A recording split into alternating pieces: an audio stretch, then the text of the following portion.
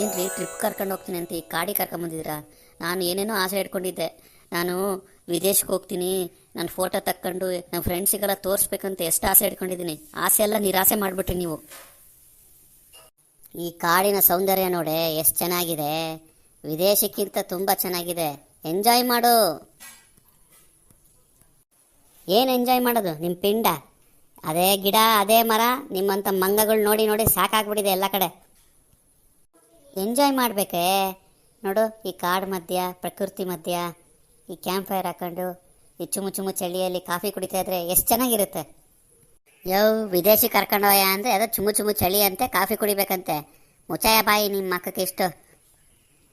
ಮುಂದೆ ಯಾವಾಗಾರು ಹೋದ್ರಾಯ್ತು ಬಿಡು.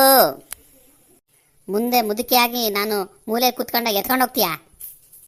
ನಿನ್ನ ಬದಲಾಗಿ ನಾನು ಹೋಗಿ ಬರ್ತೀನಿ, ಅಲ್ಲಿಗೆ ಸರಿ ಹೋಗುತ್ತಲ್ವಾ? ಎಂಥ ಕೆಟ್ಟ ಗಂಡ ನೀನು.